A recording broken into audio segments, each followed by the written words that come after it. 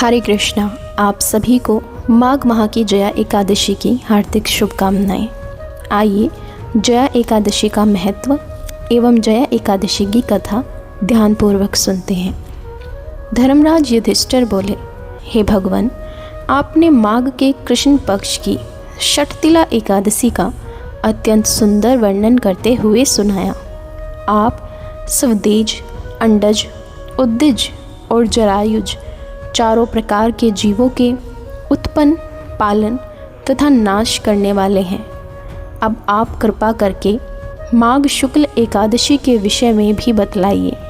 इस एकादशी का क्या नाम है तथा इसके व्रत का क्या विधान है, इसकी विधि क्या है, इसका व्रत करने से किस फल की प्राप्ति होती है और इसमें कौन से देव का पूजन किया जाता है। कृपया यह सब विधान पूर्वक कहिए। श्री कृष्ण कहने लगे कि हे राजन, माघ शुक्ल एकादशी के दिन आने वाली एकादशी को जया एकादशी के नाम से जाना जाता है।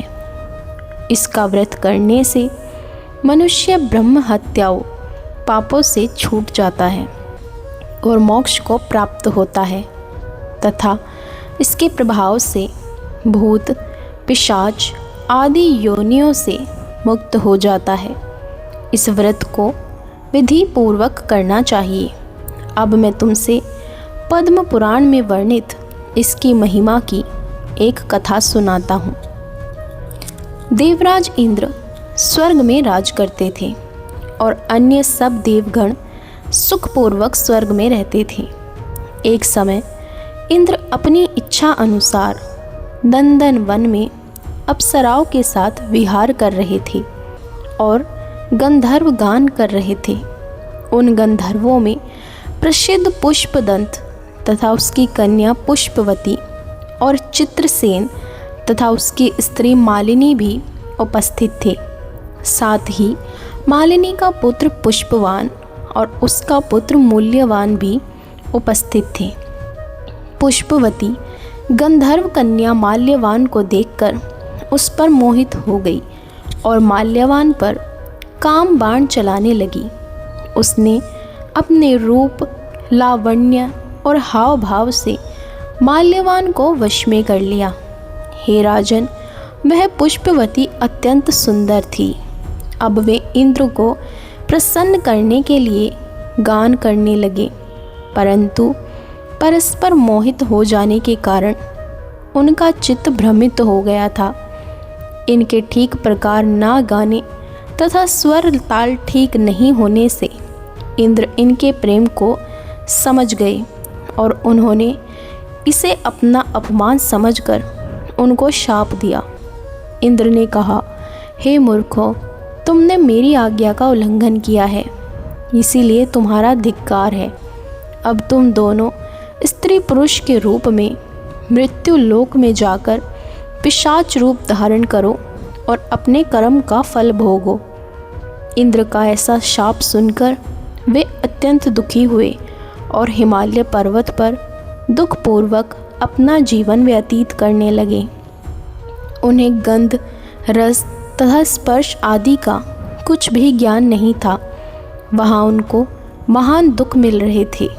उन्हें एक क्षण के लिए भी निद्रा नहीं आती थी। उस अत्यंत शीतल जगह में उनके रोंगटे खड़े रहते और मारे शीत के दांत बजते रहते। एक दिन पिशाच ने अपनी स्त्री से कहा कि पिछले जन्म में हमने ऐसे कौन से पाप किए थे जिससे हमको यह दुखदायी पिशाच योनि प्राप्त हुई है। इस पिशाच योनि से तो नरक के दुख सहना ही उत्तम है। अतः हमें अब किसी प्रकार का पाप नहीं करना चाहिए। इस प्रकार विचार करते हुए वे अपने दिन व्यतीत कर रहे थे। देवयोग से तभी माघ माह में शुक्ल पक्ष की जया नामक एकादशी आई।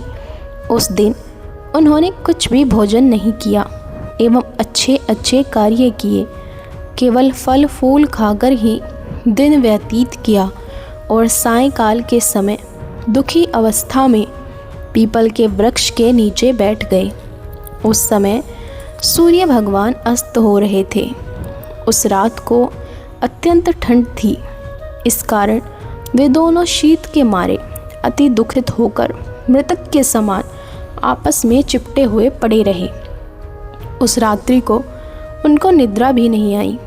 जया एकादशी के उपवास और रात्रि के जागरण से दूसरे दिन प्रभात होते ही उनकी पिशाच योनि से उन्हें छुटकारा मिला।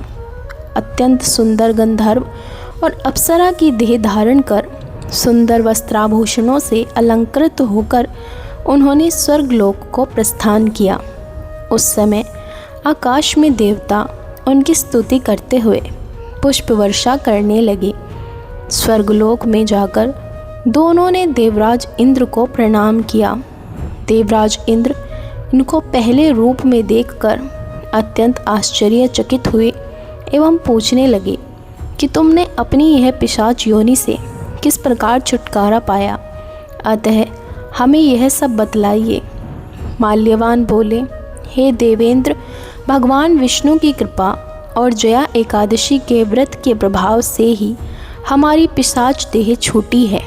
तब इंद्र बोले कि मूल्यवान, भगवान की कृपा और एकादशी का व्रत करने से न केवल तुम्हारी पिशाच योनि छूट गई, वरन हम लोगों के भी वंदनीय हो गए, क्योंकि विष्णु और शिव के भक्त हम लोगों के वंदनीय हैं। अतः आप धन्य हैं। अब आप पुष्पवती के साथ जाकर विहार करो।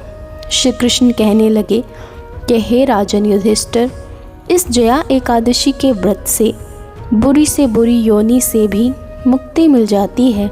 जिस मनुष्य ने जया एकादशी का व्रत किया है, उसने मानो सब यज्ञ, जप, दान आदि कर लिए हों। जो मनुष्य जया एकादशी का व्रत करते हैं, वे अवश्य ही 1000 वर्ष तक स्वर्ग में वास करते हैं।